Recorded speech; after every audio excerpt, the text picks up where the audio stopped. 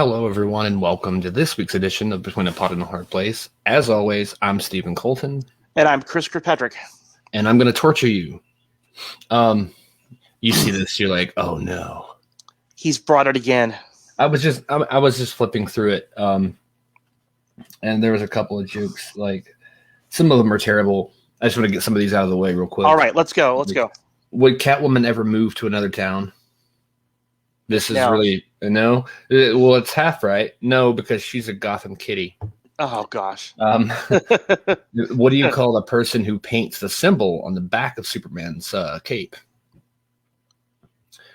This is really terrible. It's they're in his S cape artist. Oh gosh. And then what happens when Poison Ivy went to a baseball game? This one I was like, what's this gonna be? And then I read the answer, which is the pitcher and the catcher became the itcher and the scratcher. Oh gosh. Yeah, they're so terrible. And then this one that's not really a joke. It's just a panel of saying Superman gives new meaning to catching a bus. Like, right. I don't know. And I found this old Polaroid. I wanted to throw this out there because I talked about yesterday. I don't know if I talked about it on here, but I did a little Facebook Live video yesterday talking about how it was my dad's birthday, and I happened to see this laying here. That's me at about maybe 2 or 3 years old, trying to blow out the candles on my dad's birthday cake. And it's one of those weird things where I think I remember that, but then again, I don't know if it's seeing this image my entire life and being told about it, or if I actually remember it. It's weird how that is, right? Like things that you think you remember, and then somebody tells you that you remember it differently. Yeah. Yeah. I mean, I seem to have a vague memory of my dad, like, holding me back, like, what are you doing with my mouth? Like, why are you doing this? And it's like, I thought, like, candles, birthday cake, you're supposed to blow on them. Like, right. I was like 2. That really is cute. But yeah. So Superman and Lois. I don't know if you just want to jump right into that or. Last week we were talking about sort of a show and tell kind of thing. I think we had talked about some comics. Yeah. And so I went through, I had mentioned that for my 40th birthday, I had a superhero themed party. So everybody was dressed up in costumes, or at least in superhero shirts and stuff like that. And one of the neatest things that I had gotten were a bunch of comics. Growing up, my brother and I always collected. And so he had given me a box that had a bunch of comics that he had held onto from when he was a kid. And so I just wanted to show a couple of them. One of them that I had found was this one. This is Force Works, which is sort of like it's a spin-off from the Avengers. And I chose it simply because it's got, Iron Man, it's got Spider-Woman, but it's also got U.S. Agent in it, right? Oh, yeah. The same guy John Walker played. Anyway, comic book kind of based around him. This is a number 1, a first edition of that one. That's cool. Let's see. I was a big fan of Rogue. I don't know if you've ever been an X-Men fan. Yeah, I mean, I was big on the animated series. Yeah. I've always loved Rogue. I didn't really like what they did with her character in the movies. They always made her seem, really weak and kind of reliant upon others. But in the comic books and in the animated series, they made her a real badass. And so I had always really loved that. And then as far as an old one, I had really liked X Factor. X Factor number 1. Oh, that's cool. What they had done was the original X-Men team, Cyclops, Jean Grey, Iceman, Angel, and Beast. They essentially are working for the government. And so, again, really cool series, really enjoyed them and what they became. And then I think I'll go ahead and just show the 2 big ones. I have kind of 2 big books. The first one is this one, a Spider-Man Marvel's book. the remastered edition, and then this is the one I think that you'd really like, Batman: The Dark Knight Returns, the 30th anniversary edition. Oh yeah, I've heard a lot about that one. Yeah. So anyway, if you didn't realize how much of a geek I was, I think my geek is showing. It's interesting because I forgot completely. I mean, I didn't forget about the conversation, but I forgot to like get my books. Like I thought about showing some. I know I showed you a bunch of them. Was it yesterday or 2 days ago? And I'm going to try to pull a picture up on here and try to share the screen real quick just to show the cover for other people to see it. Yeah. Let's see here. I just went through our Facebook conversation so I could find the images because I was like, do I leave my chair and go get my comics and remember which shelf they're on? Or do I just try it this way? Right. I really didn't think about sharing mine because I guess we had talked about it and I showed you the pictures and I was like, oh, okay. But let's see here. I think I have it pulled up. Yeah, here we go. I'm going to show like one, maybe a couple if I can figure out how to navigate through these little picture albums. Yeah. But maybe just this one because that was the cool thing about how you showed me the Dark Knight Returns. I remember, I'm a big Kevin Smith fan in general, and he wrote this Green Arrow, and he's written several Green Arrows, and he wrote originally wrote a Green Hornet screenplay. I don't think it's the same Green Hornet that we ended up getting, but really? He wrote a version, and he also wrote a Superman film that was supposed to be with Nicolas Cage. He wrote an original version of that, and he's told stories on and on about like that experience and all these other things. And one of the things he mentioned was that he actually, I don't know if it was the first comic because he had read comics when he was younger, but when he eventually, how do I get it back to that normal screen? There we go. I don't know if that's better or if this is better. I feel like we're too tiny here, but then at the same time, I feel like maybe that's too big. I don't know. But anyway, yeah, Dark Knight Returns was one of the comics that really got him into comics. And had Dark Knight Returns not been shown to him, and I think he was in his maybe late teens by that point, and he was more concerned about like girls and things. He's like, comics are for kids, and he kind of grew out of them and then got back into them again. And if not for that, then we probably wouldn't have gotten a lot of the stuff that we got from him now. Right. So I just thought that was kind of cool that like the main one I was excited about this week was one that he had written, and then you show that, it's kind of like, okay, so that book got him into books and then ended up writing this one. So that was kind of cool. I think that sometimes comic books get sort of a bad rap. They really do. That you said that comic books are for kids. And, for me, long before I ever got into being a writer or loving to read, novels and that kind of stuff, the first books that I was really passionate about were comics. Kind of a long story I'll try to keep short. Growing up, I lived in a very small community out in the middle of the Mojave Desert. And I knew that there was a comic book, there was a store that sold comic books about a 3-mile walk from my house. And so my brother and I would walk 3 miles to this store. We would read the comics that were there, usually buy 1 or 2, and then get a snack, and then we would walk back through the desert to get home. And as a kid growing up, that 6-mile round trip there and back, for us, that was time well spent because we loved comic books so much. But I've been an English teacher and an educator now for almost 2 decades, and I think much like Kevin Smith, had it not been for comic books that really inspired my imagination and really got me reading, I don't know as if I would have been such an avid reader. Yeah, and I mean, I feel bad because I buy comics and I love them and I just don't read them. I guess I'm not lazy when it comes to reading, but I get really tired when I'm zoned in on a book of any kind. Right. And then I kind of space out. And so I was reading that Green Arrow the other day. I read a few pages. I see Speedy. I'm like, oh, that's so cool. It's Speedy. And Yeah, I mean, I really want to start reading more because I have quite a few loose books and some, graphic novels and things, and I almost there was something else I almost bought on Friday when I was at this local store. It was a Heroes comic. Oh, really?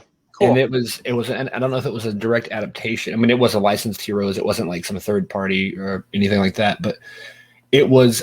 I don't know if the story itself was highlighting the show's story or if it was like a companion comic that kind of expanded on the stories. I have never read Heroes comics, but I wonder if it's not the actual comic that they have in the show where they're reading it like, oh no, look, we have to get a blue Nissan Versa because that's what it says. Right. They don't have any. Oh yeah, look, the comic said so. And that would be really cool if that were the comic. Well, it was Ninth Wonders. Oh no, actually, I guess it's not really the comic. So because it's not Ninth Wonders, that's true. It was just called Heroes, Volume 1, and I was like, okay, that means there's more of these. But it was a pretty thick book. I think it was, I want to say $15-$20 because it was a pretty thick graphic novel. So it was a collection of like all the first stories. I had something over here, I think, that I was gonna. Oh yeah, we're talking about reading, and I noticed this laying around. Oh yes. Yeah. So I mean, yeah, I read through this. I think when I first got it, when you first sent it to me, I read through the whole thing within not the first day, but I read through quite a bit of it. And it's kind of neat. Yeah, I like short books, and so I decided that if I was going to write a book, that I would make a book that was something that you could sit down and read in an afternoon. Yeah. And so that really was my goal. So I'm glad that you like it. Yeah, and I mean, I had it kind of tucked away, and then I pulled it out. I was, straightening, doing some cleaning and organizing. I was like, oh wow, this is here. So, and actually, I think I have some old like light bills as like bookmarkers or something. I don't pay my bills. I just use them as bookmarks, but I do pay them because I have lights right now.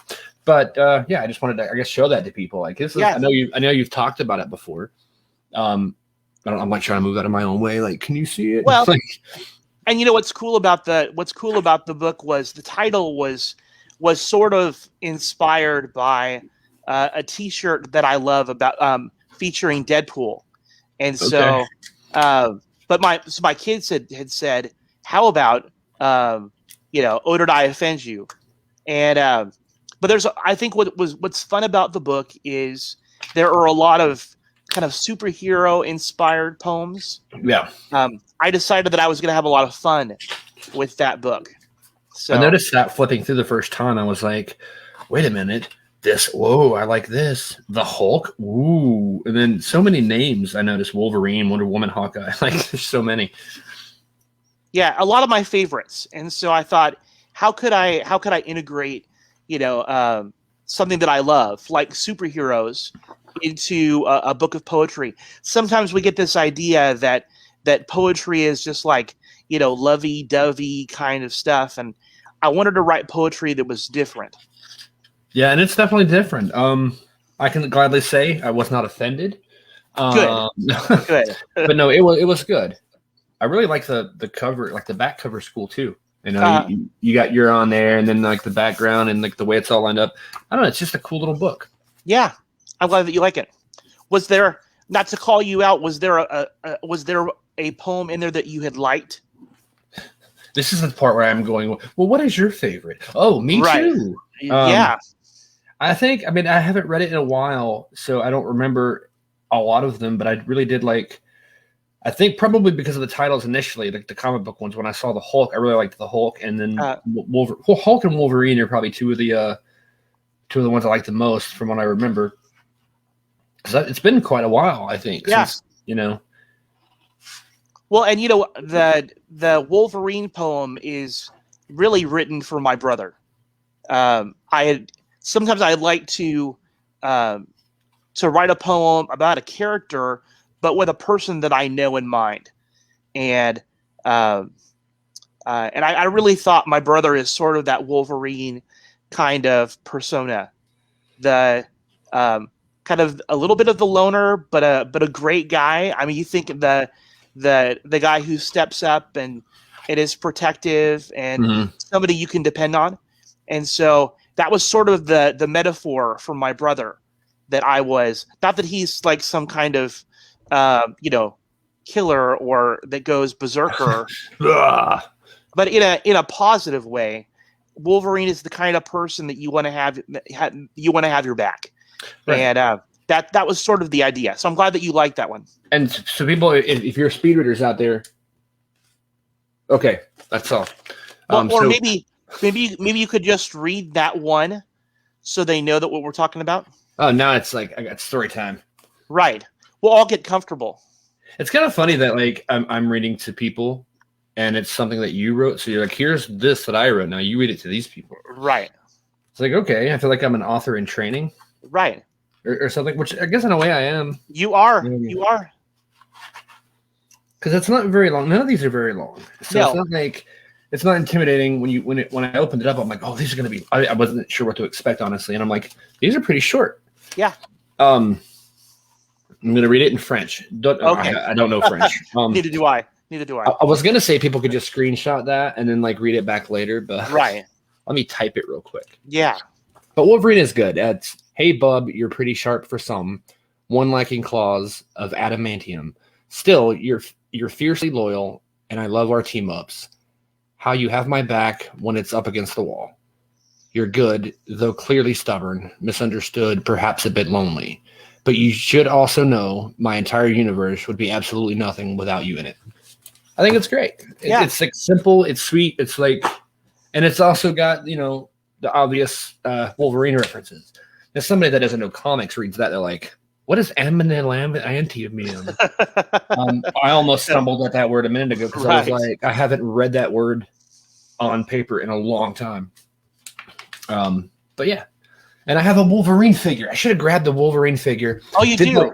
Did like this, like, hey, bub. And then read it as Wolverine. That would be cool. Awesome. That would be awesome. Maybe like in a few weeks when everybody forgets that I just did that, then we'll come and do that again, and we'll have characters coming along. Hey, I know. I feel terrible that I don't have the ordering information for the book readily available, but it is available for sale on Amazon. Now here, you read my entire script for everyone. All right. Scene 1. Lights up on a stage. He's at a funeral, and go. I still can't believe there's 96 pages of this, and I really haven't looked at it much in the last week, but since we're talking about what we've written, I wrote a script. Now everybody knows about it. Yeah.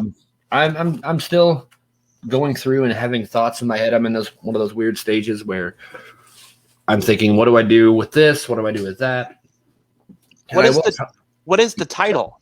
Well, I guess the working title, which might end up being a final title because I kind of like it, is Good Morning, but it's spelled like morning, like your morning loss. So I thought the name, it's like opposites. It's like, what's good about morning?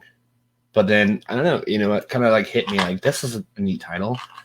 Originally, I was just going to call it Rude Clerks because the movie was going to be more about the working environment.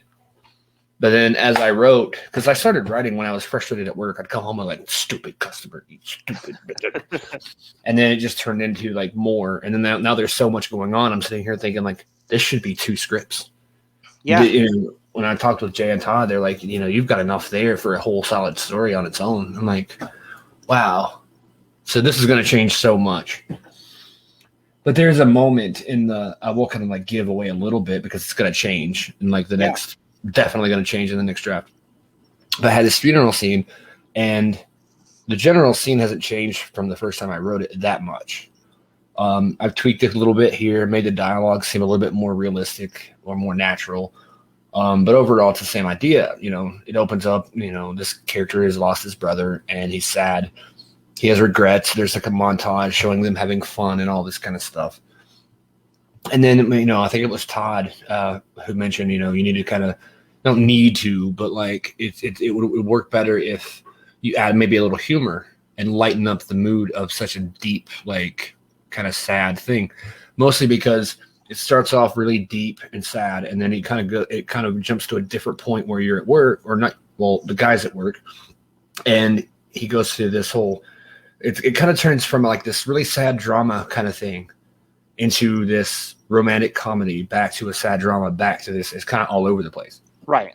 So maybe add a little bit, so it's not so heavy in the beginning, add a little bit of humor. And I thought, like, how do I make a funeral funny? And not to make it funny, like it's not supposed to be funny, but some sort of like character humor where this situation is kind of funny. And I think Jay maybe gave the example of like a squeaking chair, where it's like you're sitting there and you're in a weird position, but if you squeak, everybody's going to look at you, like that kind of humor. And I was like, right. Okay, but I can't use that because he already suggested it, so I can't just steal that. So I just wrote, I reverted back to 13 years old and wrote a fart joke. I was like, oh, he just rips one right in the funeral and everybody stares. Right. Like, okay, that's maybe a little too much. But so now I have this thought of maybe like, because I wanted to, they pointed out, maybe make the relationship between the father and the son a little bit more strained. Maybe one of them is a jerk, just to kind of create some sort of conflict and this contrast instead of like being all sad together, because it, doesn't seem like it flows as good if everything's great and peachy all the time. Right. And so it was like, okay, yeah. So I wanted the father maybe in the beginning to be like a little jerkish and make jokes and all this, but it's like, well, maybe that's too much. Maybe your funeral isn't the place for that kind of thing. But maybe a squeaking chair or the father falling asleep at the funeral, and another friend pointed out that maybe the dad shouldn't be such a jerk at his stepson's funeral. It's like, yeah, you got a point there. So I'm still like kind of playing around and thinking about like, how do I add some humor and balance it all and make it all flow really well. And so that's kind of where I'm at now. Yeah. I mean, I think it's really cool that you were able to talk with Jay and with Todd. I mean, I think that's great that you were able to get, feedback from people who've kind of been through that process right along with you. So. Yeah. I mean, those guys are great because like they didn't have to take the time, because it's 96 pages. It takes like 30 minutes to an hour, I guess, depending on how fast. I guess for me, that person who doesn't really read screenplays that much probably would take longer, and someone else who is used to that kind of thing will probably speed through it a little bit quicker. But I mean, the fact that they both took time separately to read this, and all because I'm like, I love your movie, So we're gonna throw up their Twitter handles here just because we're talking about them. So it's that Northwood Pie, and then at Jay and his last name, and at Todd But in German. I don't know. Every time I hear him say his name, I'm like, I got it. And I say it to myself, I mess it up. So he's probably going to be like, dude, it's been like months and you still don't know my name. Jeez. I mean, at least I love the movie and watch it. Yeah. And every time I watch it, I want to eat pizza. Every time I eat pizza, I want to watch it. So it's like I can't look at a pepperoni and not think of this guy. I mean, it's just how it is.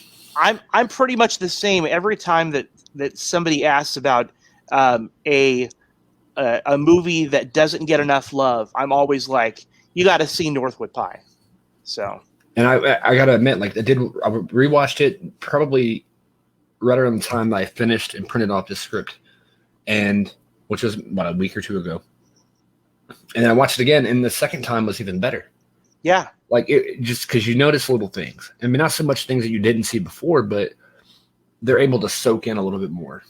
And I start to see little things, like little natural things, like stuff that more and more things that remind me of myself. Like, oh, I talk like that, or I said this one time.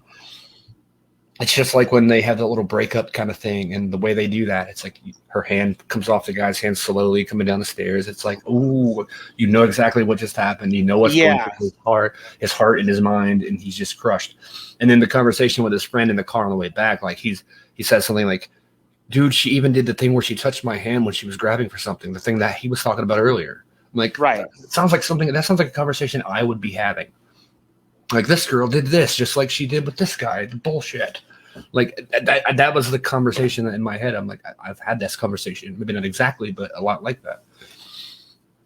And so that movie's even more relatable the more I watch it. Yeah, I definitely understanding that experience of thinking you're in love and the other person not really feeling the same way. Mm-hmm. I've certainly been in the friend zone before. So I think I was born in the friend zone, and I'll die in the friend zone. Maybe not. Who knows?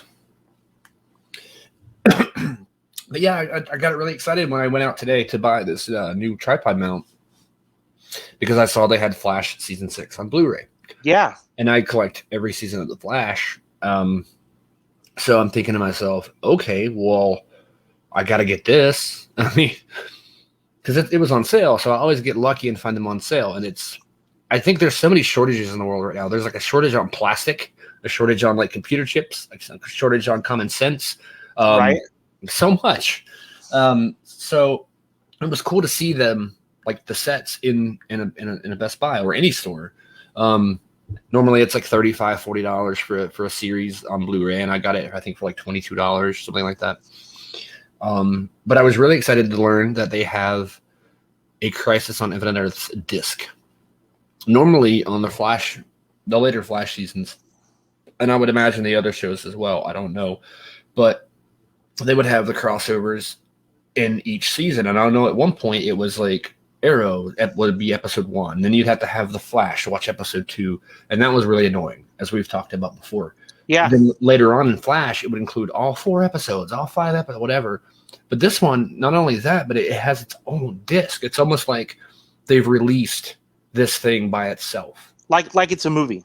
And it's kind of funny because I know it's included with the Flash. It may be included with Batwoman and Supergirl. I don't know, because I haven't bought those, but I know it's with Flash, and I think it's kind of funny because that didn't happen until after we told Mark Guggenheim, man, it would be really cool if they did this as its own disc. He's like, that would be really cool, wouldn't it? Right. That was my terrible Mark Guggenheim impression. And then, not even a year later, they do it. So I like to take credit right now for that idea.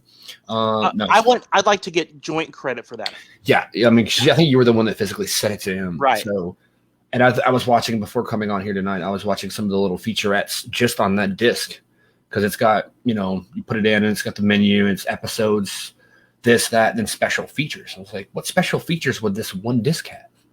And little bits of talking about Pariah, and there's a lot of Mark Guggenheim in there. He's in there talking about like what we wanted to do. I was like, hey, that's Mark Guggenheim right there. Yeah. So I thought that was really cool, and there's a lot of really cool little features like that. There was one where you see Brandon Routh talking about coming on and being Superman again, and talking about fighting Superman, because in the year before that with Elseworlds, he fought himself. But this time he's fighting a different actor, which is kind of cool. And you get to see everybody involved in that talk about that. Yeah, that was such a great moment. And I think that perhaps I think for me, I had always underrated Brandon Routh's Superman. Yeah. Yeah, I really had, not really thought very highly of him. Seeing him reprise that role again made me go, he actually was a pretty legit Superman. He was, and I think he felt more legit as Kingdom Come Superman in Crisis than he did, because he looks so much more badass. And in that featurette, it was kind of cool because they talked to Grant Gustin for a second. He's like, dude, I went to Superman Returns as a teenager in the theater, and now to see him standing there, it's like, oh my gosh. And then it's the star of the show talking about that. Right. But I got to thank Mark Guggenheim for making Crisis possible. And so you can go ahead and follow him on Twitter too, at M Guggenheim. I always want to say at Mark Guggenheim, but that's not his Twitter. It's at M Guggenheim. That was great. So I'm probably going to rewatch Crisis very soon because I have it all on one disc now, and you just put it in and hit play and then go. Right. I'm jealous because it's got to be a lot easier than having to scroll through each show. And pick that season out. So it just makes me wonder. I haven't gone to the episode list on the actual set of the season itself yet. So it makes me wonder if those episodes are actually going to also be, at least the Flash episode, is it going to be in line where it's supposed to be and a bonus disc, or is it just all on the disc? So that's going to be interesting to see. All right. Hey, I know that we were talking just before we kind of got sidetracked. About Superman and Lois. Yeah, I mean, I think I mentioned it earlier. I think that was my favorite episode so far, I think. Yeah. I don't know what it was. It felt very Smallville. And I keep going back to Smallville, but it did. I mean, you have Morgan Edge scheming with something, and then you have Lana talking about like, I want to save the day. I'm sweet Lana. And then you have the son of Superman wanting to play football, and his dad's like, "You're not well. You shouldn't play." And then all these elements, and it's like his eyes are, lighting up. He's gonna shoot lasers at everybody, and like it just I love it. I love that atmosphere of that show, the tone of that show, everything about that show. I love it. Yeah, I feel like it is absolutely my number one favorite that's currently on. I think the only one that rivals it in any way, shape, or form is Stargirl, and right now Stargirl it's on its hiatus, and so Superman and Lois is amazing, and I think a lot of it has to deal with that principal cast, right? Tyler Hoechlin, Bitsy Tulloch, Jordan Elzas, Alexander Golfin, that principal cast, the super fam, as we call them.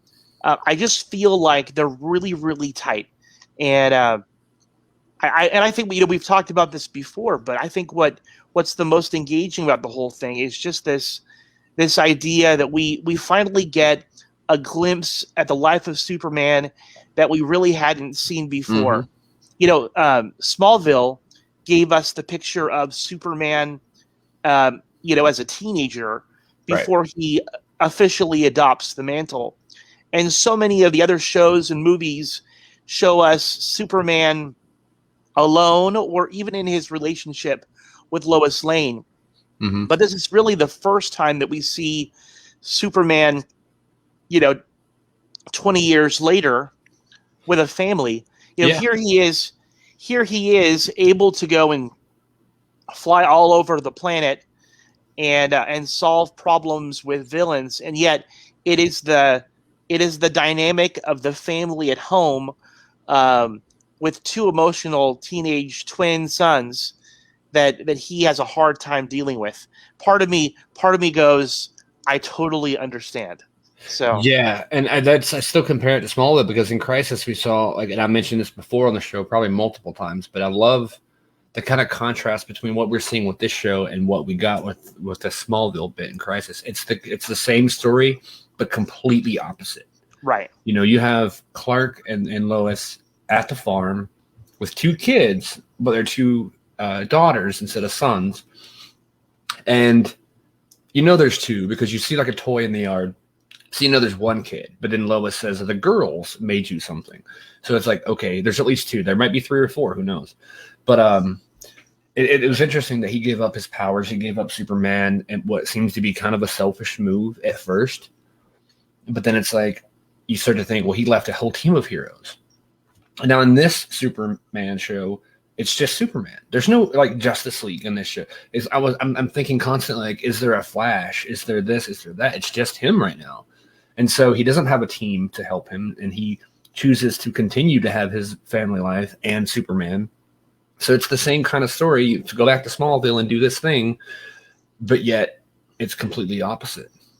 Right. And I like that. I think the main, other than the fact that one has powers and one doesn't, is, the Smallville Clark is like, okay, I'm going to continue running the farm, where Superman and Lois, they kind of just, the farm's just gone. They're just like, I don't have time for a farm. I got these two kids. One's going through, superhero puberty, and the other one is like all bummed out that he's not special either. And then it's like all this stuff is, I don't know. It's like they always find a way to reinvent Superman and tell the different story in such a different way. And you haven't seen They really do. You really haven't seen that in any other show or with any other major characters. No, I agree. I think what's neat is just kind of seeing how this whole thing is playing out. It seemed like in the beginning that John Kent was sort of the golden boy of the family, right? If somebody was going to get powers, it was going to be John. And I think that even in the fandom, according to the comic books, John is the one that has powers. Yeah, and I don't think he had two sons right away. No, just had one. So I think part of it is they're playing with the fans a little bit and our expectations. I personally still think that given that there is a way to use X-Kryptonite in order to give people powers, and Jordan just happens to want them, and we've seen his jealousy a little bit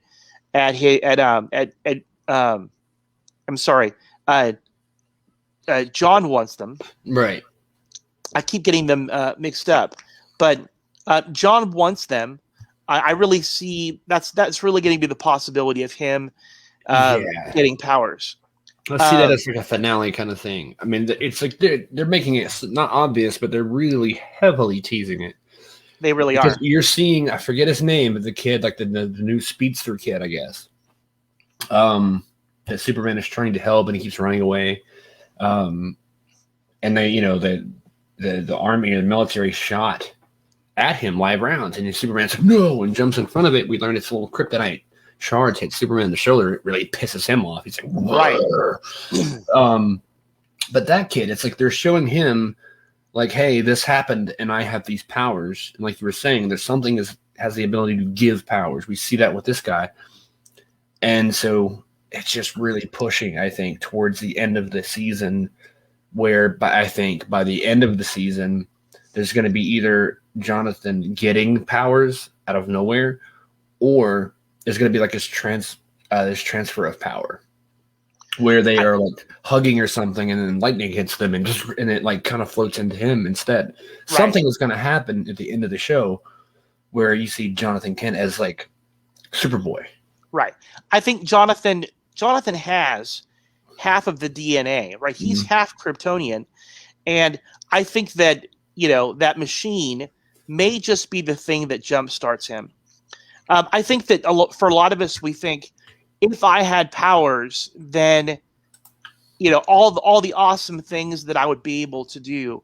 And, Jordan, in some ways, has had an opportunity to use the little power that he has in order to kind of, show off a little bit on the football field and bring the pain on some of the guys who had made life hell for him and his brother.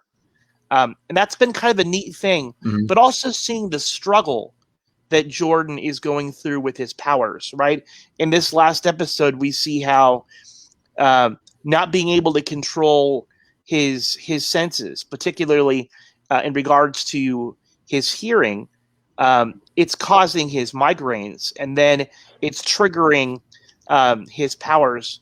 There was that really awesome scene where he has a meltdown on the field, and Clark rushes to him, and he's like, I can't hold it anymore. And he's literally just screaming. And Clark puts his hand over his eyes and says, "Let it out, son, let it out." And that was a really awesome moment. And even at the end, he scans Jordan's brain and sees the misfiring going on, and he's like, "I've got to get him to the fortress." And you just see that urgency in Superman that he can't wait any longer, that they've got to solve this problem now. I just thought that was a really powerful moment.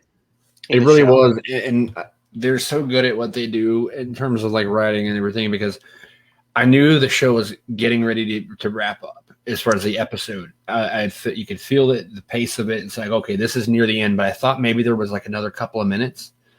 So he flies up, and I'm like, oh, this is that last ditch effort to like get help before the last commercial break. And then he comes back and like, resolution. But no, it was over. I'm like, wait, what? That's it? Where does he go? Oh, I know he's going to the fortress, but like, what's going to happen?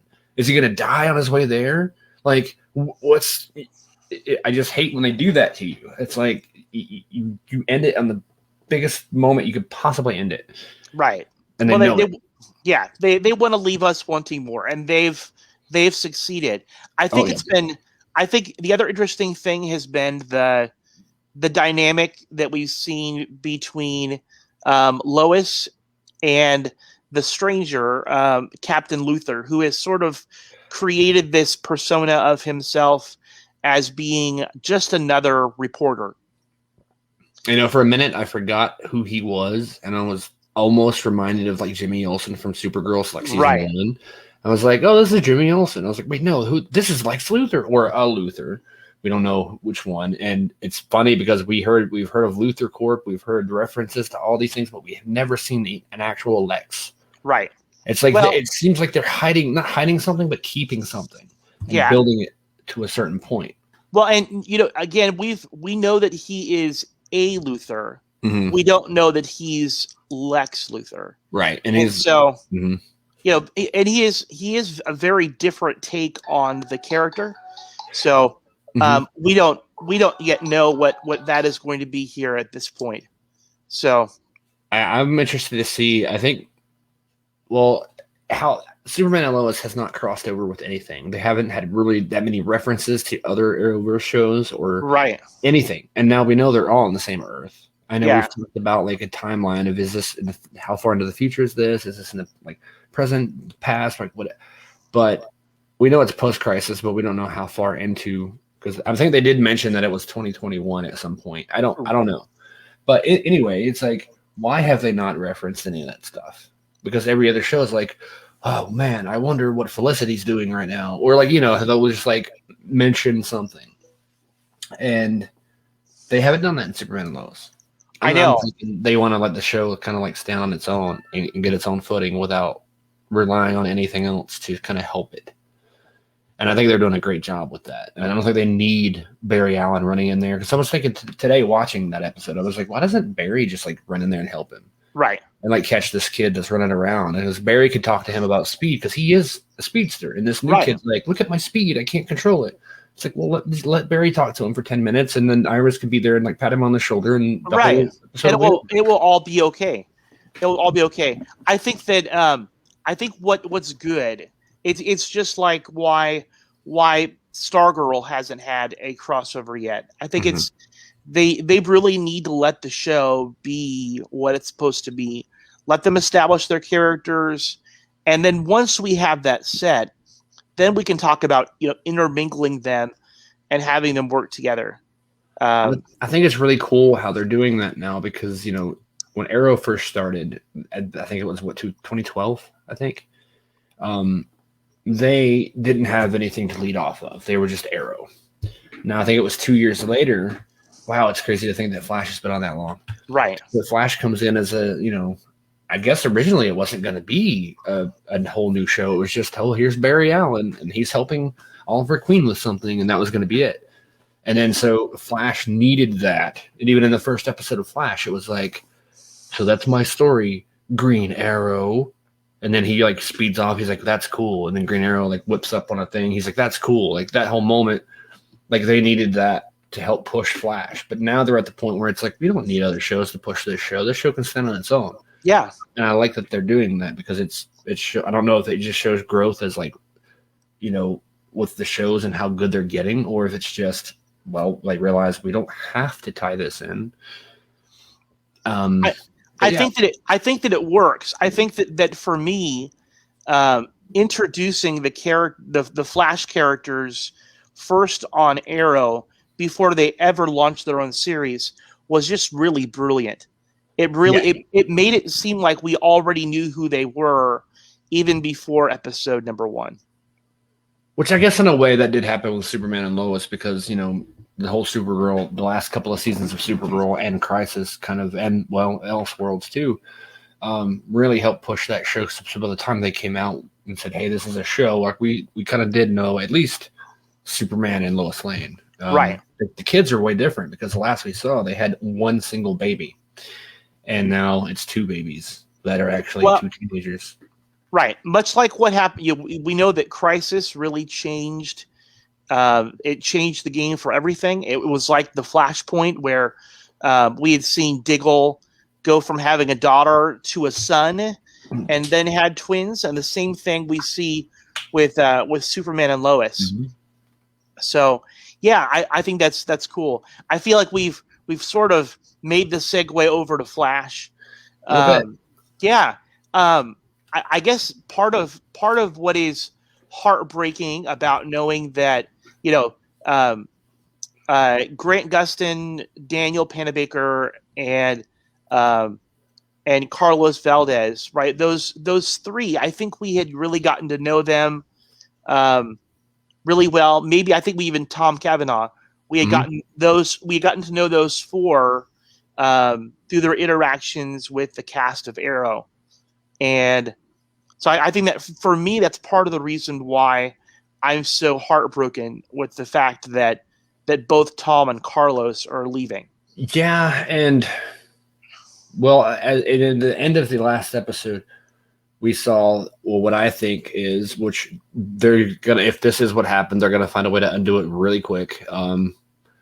Iris was killed, right? I mean, with the other two forces. So part of me was like, wait, did Iris just die? Yes. But then I was like, no. But I mean, I don't think they're dead because they're going to start off with like 6 episodes left or something like that. 7, right? Maybe. So it's like, okay, that's not what's going on. But I mean, it kind of is. But we'll see. And then, of course, we saw some set photos, and I kind of wish sometimes that I didn't use the internet, so I didn't see things. But right.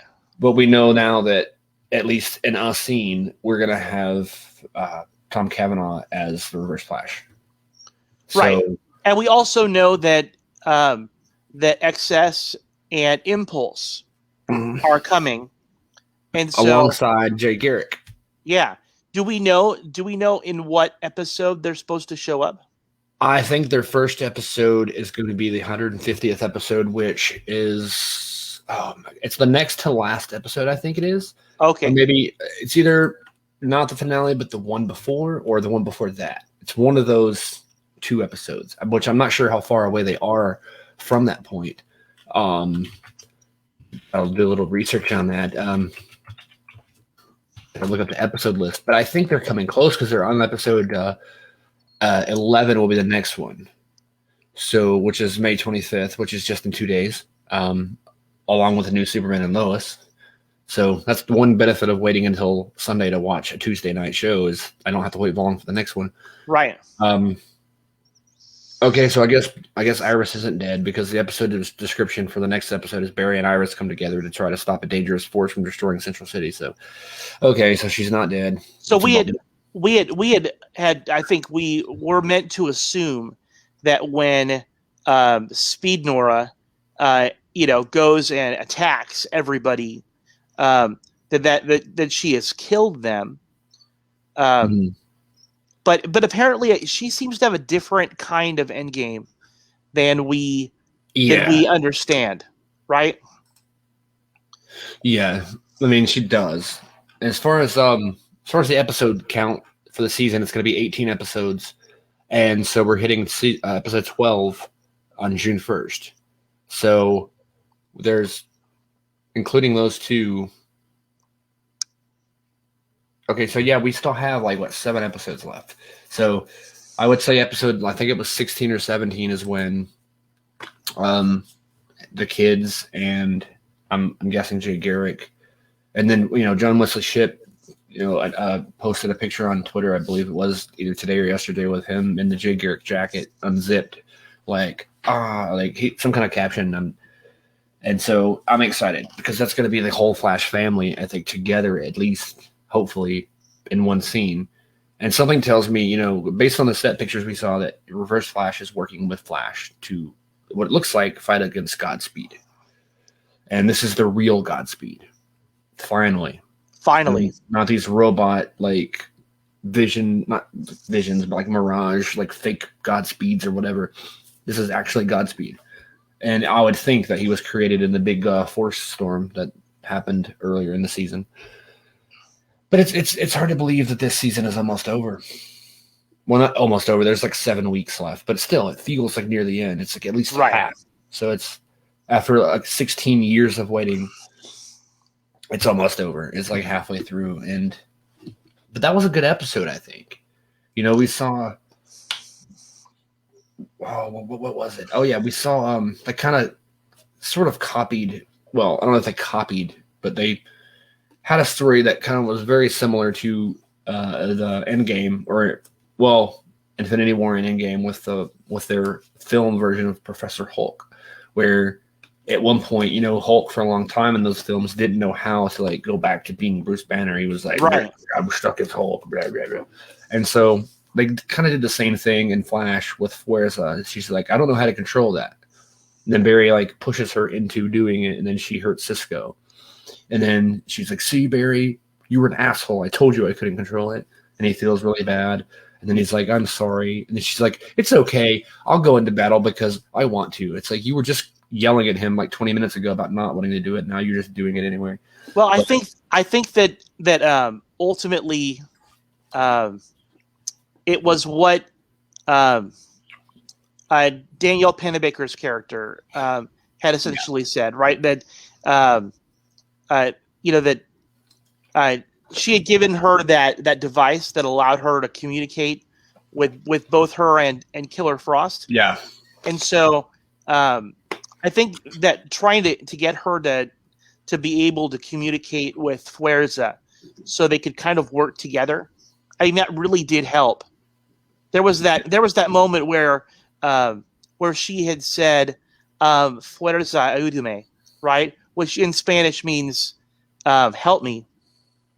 And so, I think that was kind of her moment where she had decided that she was going to work with that personality inside of her and not fight it. But I'm really glad that you had made the connection with the Hulk, because that absolutely was something I was thinking too. I was thinking that, and then I saw somebody else say it, and I really thought about it more after that. I was like, see, I thought of Hulk mostly because, like, I really thought of, like, She-Hulk. Right. But, I mean, not just the size and the brute force and all that. Then it's like, oh, okay, this is similar to what they were doing in that. And then they were afraid. And then, I mean, she didn't get stuck. And a lot of people really hated on Professor Hulk in Endgame, but I really didn't mind it that much. But I get it. Hulk was more of a comedic character in that movie. He's like, I'm reading a book and signing autographs. I'm very conceited. And like, ha ha ha, glory, glory, fame. Like, that wouldn't be Hulk. I get that. But I mean, it wasn't a deal breaker for me. But yeah, I mean, this season of Flash just seems, I don't know, it's different. I don't want to say it's bad, but it's just different. I think there comes a time in every show where it runs out of gas, and I feel like that's kind of where we are. You're right, not that it's bad, but I feel like the same energy that sustained it, I think that we're running low on it. I think the other part of it is that I'm kind of done with this whole let's go and talk to the bad guy. Yeah, right? I mean, they've done that for so many. Oh my gosh! Your power is super speed.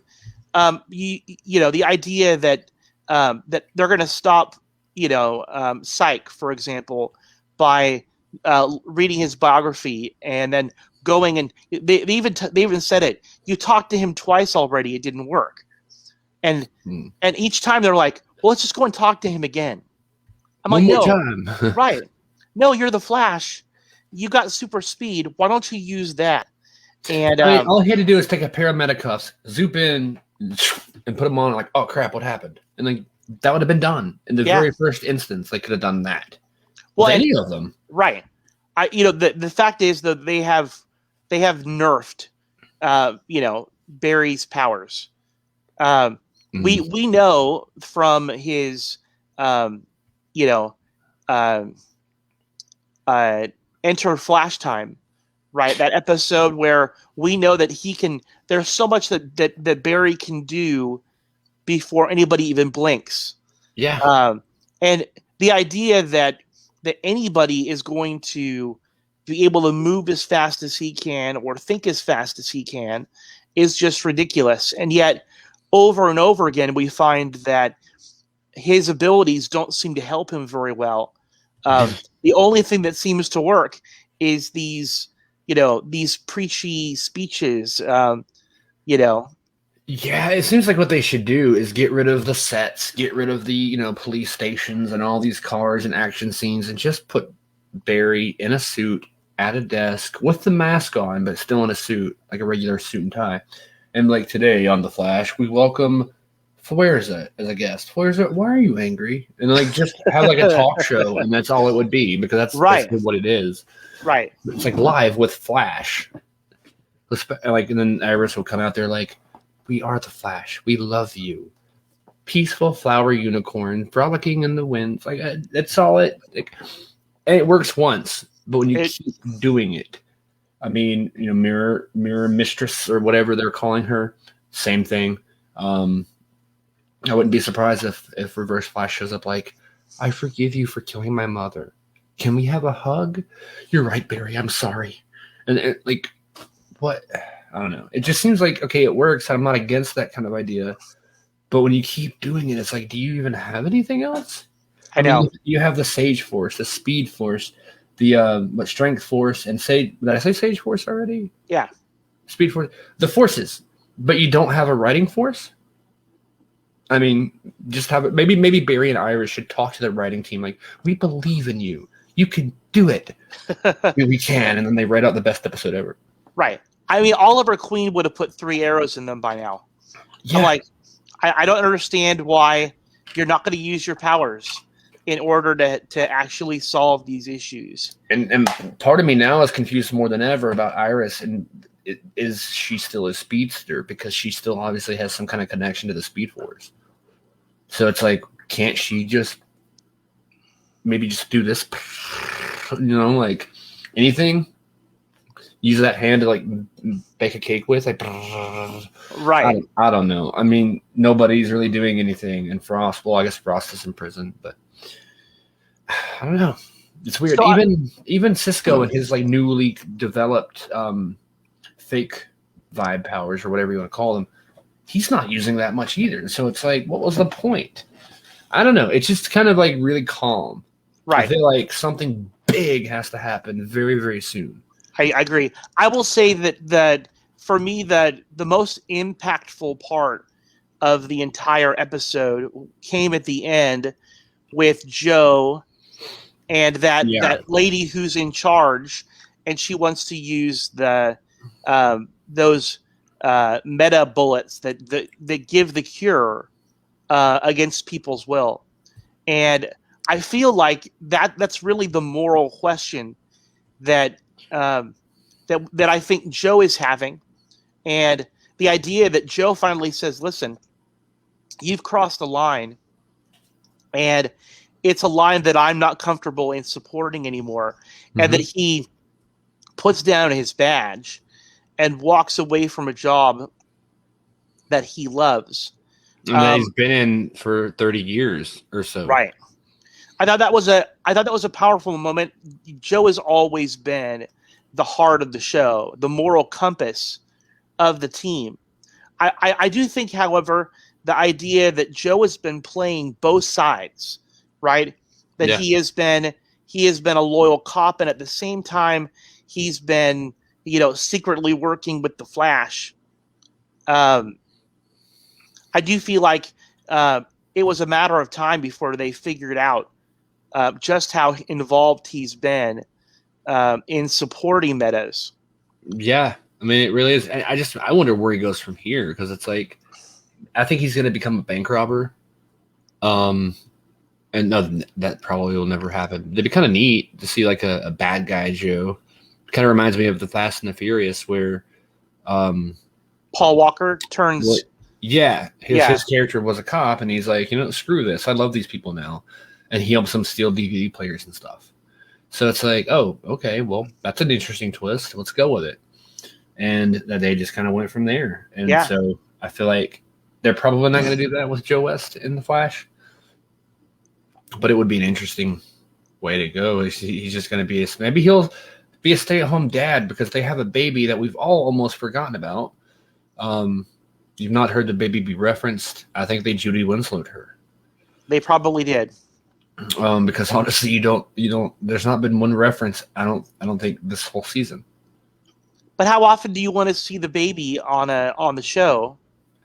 I mean, yeah, I mean, true, but like they could at least mention like, oh, the babies that are my mother's or whatever. Right. I don't know. It's like you almost forget. It's like there's all this stuff going on, and here's Joe doing this, and here's Cecile doing this. It's like, who has the baby? Are you terrible parents? Like, no, I mean, your kid?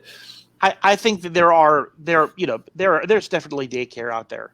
And you could make the argument, that Joe West hasn't really had a very big presence in the show. He had that moment there at the end, but they really haven't given him a lot of time. I wonder if this might allow him to step away from the precinct and be more active with the team. That's what I'm thinking. But I'm hoping so too. I do think that we need to talk about whether or not we agree with the idea that some people are so dangerous that using the cure as a weapon is a good idea. Oh, wow. I don't know. I don't think I think honestly, maybe Team Flash is being a little too, I don't know the word to describe it.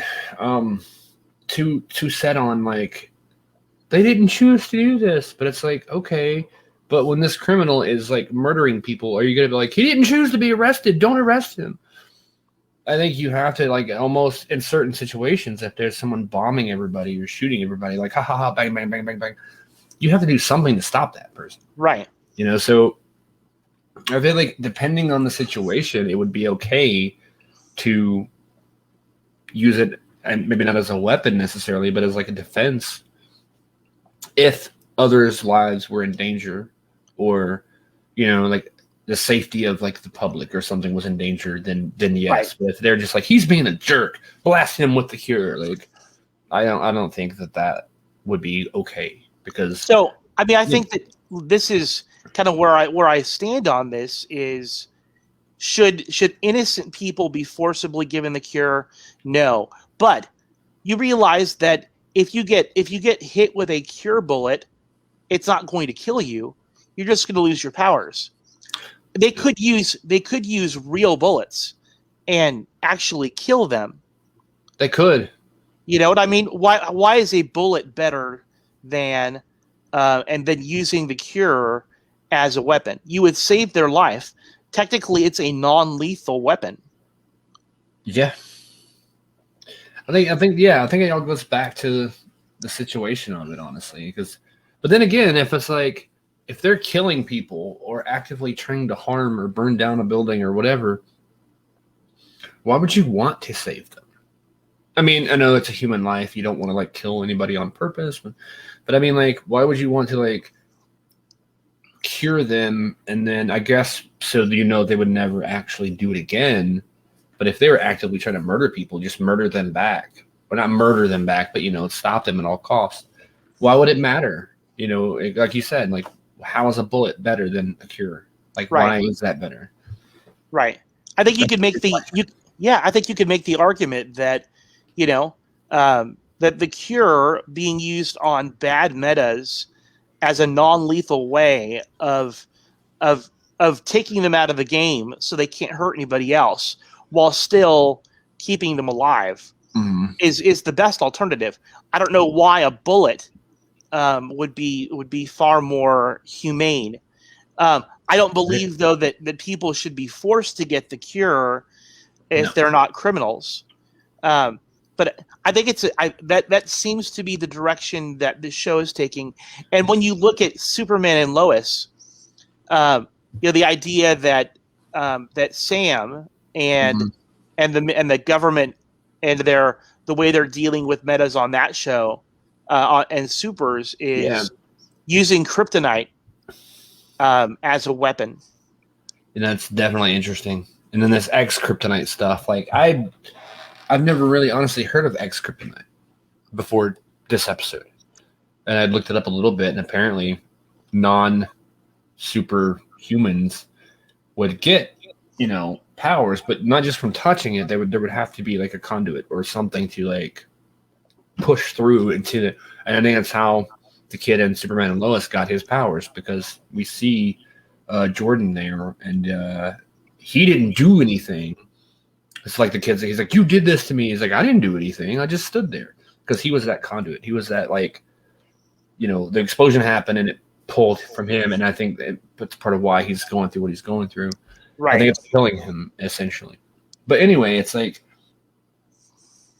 I don't know. It's like a totally different take on superpowers and how they're handling metas and all this and that, and it seems like the Superman world, they've always done that. I know in Smallville, same thing. I think it was like season 8 or 9. They had this anti-superhero, like the what do they call it? That they had. Okay, yeah, it was the Vigilante Registration Act, where Sam Lane again was like one of the heads of it, and they wanted all the vigilantes to sign up and register, saying, "Hey," it's almost like they were sex offenders. They're like, "We're on this list of this registry, and like here we are. My name is Oliver Queen. I am the Green Arrow," and Oliver Queen outs himself as the Green Arrow in that show. And it was like that same tone. And it's mostly a Superman. And you don't see that in a lot of other places. Like the big bad military is going to defeat all the superheroes that keep saving lives. Like, what's wrong with the military? Why do you do this? So it's absolutely a Captain America Civil War kind of plot line, right? Definitely, that you're going to register and they're going to give oversight over who can use their powers and when. That's the same kind of idea.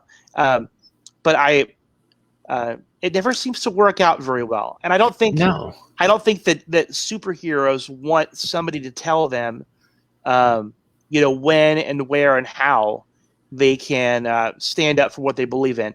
I mean, that's kind of been the idea of the Justice League, is they are, they may work in concert with the government, but they've always been, an extra governmental.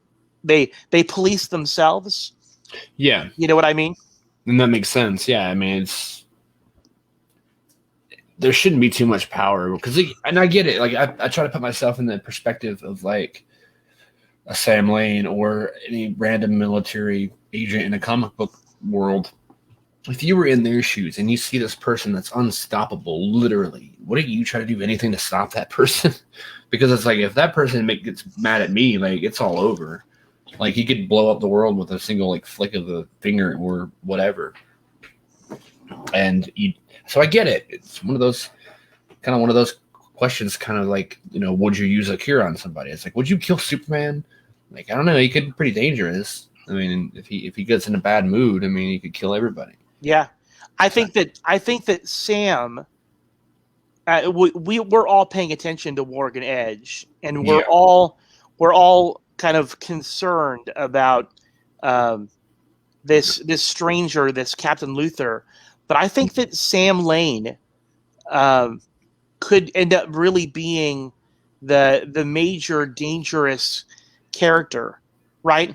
Yeah. Like we know that they captured that guy who had used sound waves to hurt Superman. With his weapons in their control, how long do you think it's going to be before the military starts using those same weapons on Superman, just in case he gets out of line? Tuesday. I mean, I think probably in the next episode it'll happen or something like that. Right. The idea that they've already started putting kryptonite in their bullets. Yeah. It shows their willingness, and up to this point, Sam Lane has been kind of playing this, "Oh, I'm your father-in-law," and and nothing has changed between us. When secretly he's been plotting behind Superman's back, and so I really think he's the one that we're not going to see coming as being far more dangerous than the rest. I think so. I think it's been like that the entire season. Like even from episode 1, he's like, "Clark, good to see you, son.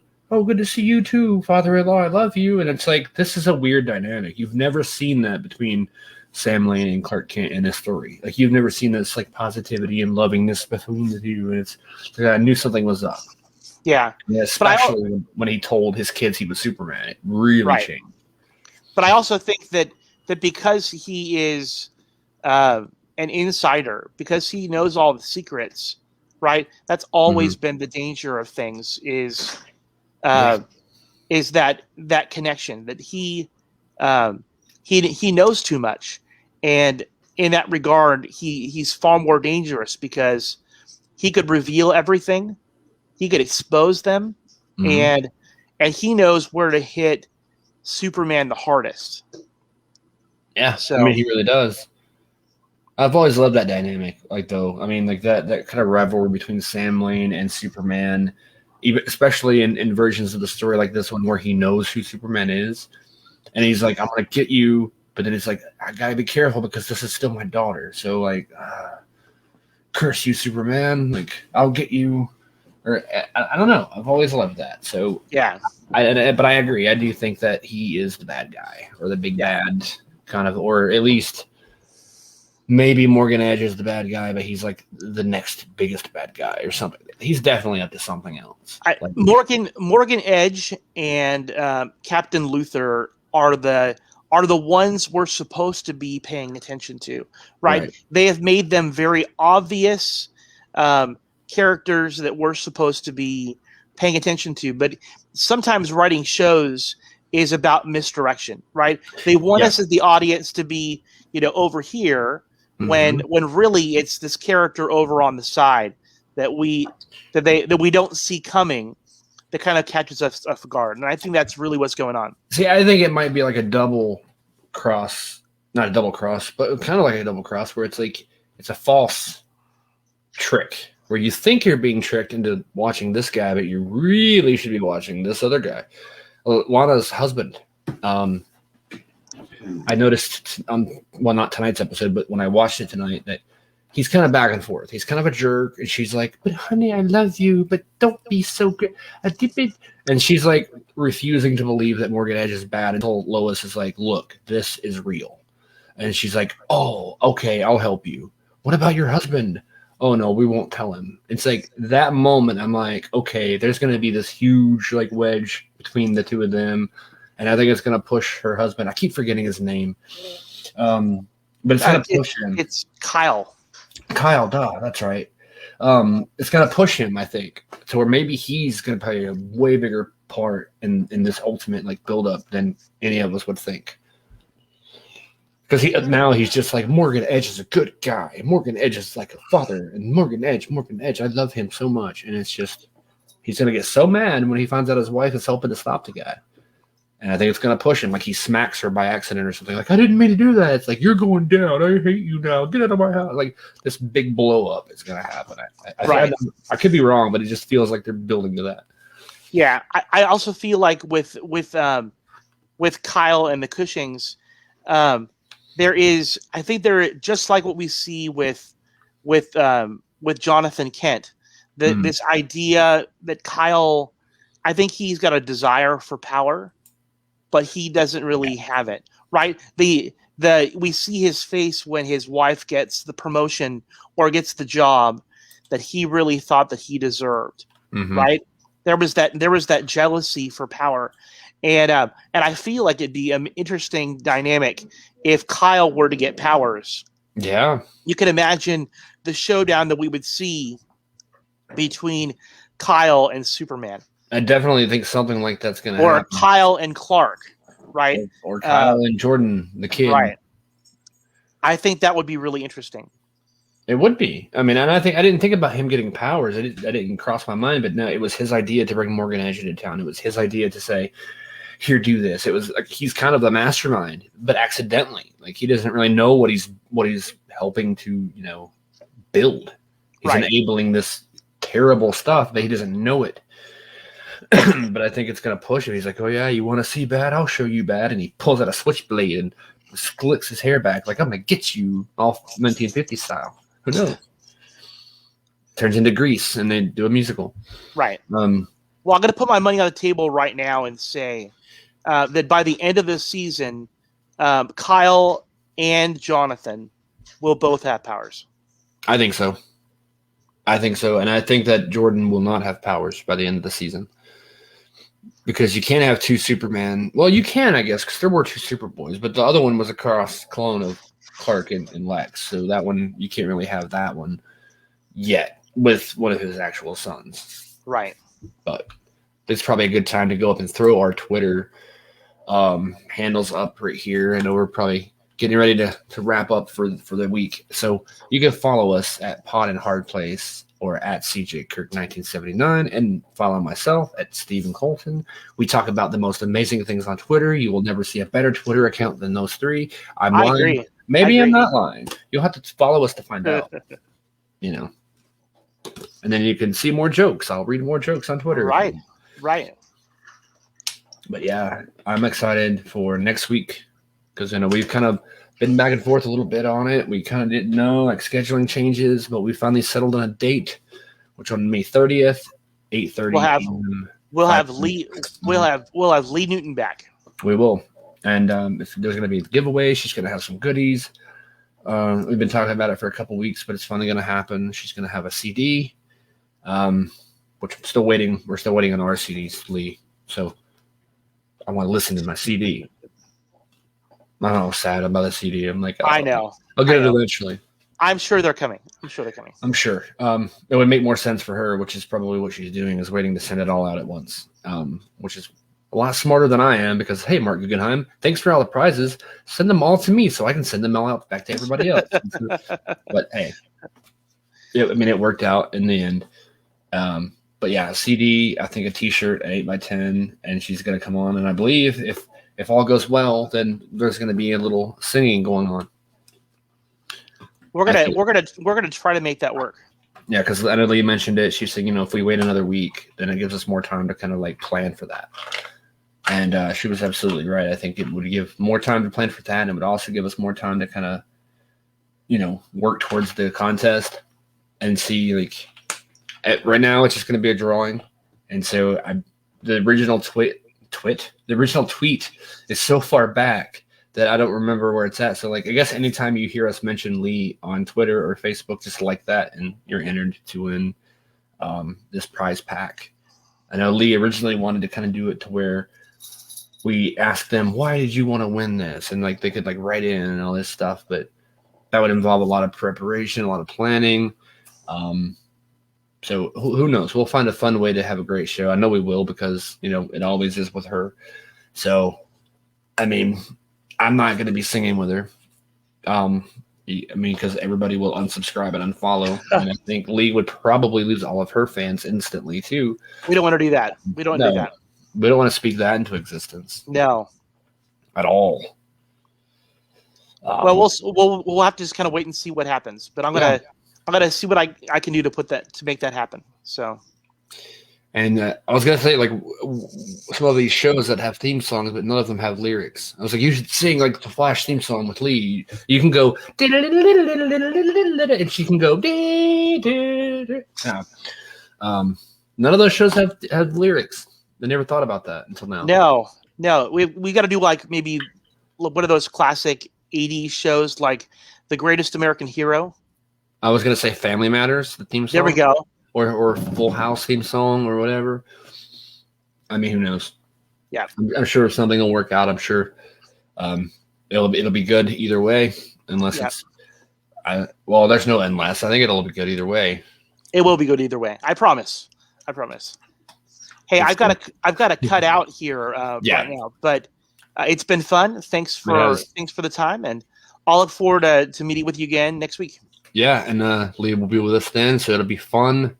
We can have a lot of fun and maybe talk to her more about her days as on stage and everything. So yeah. All right. Well, have a good week. I'm gonna go outside for a while and cool off. It's like 90 degrees in my house. Oh wow. It's hot today. All right. Take care. Yeah, you too. All right. Bye.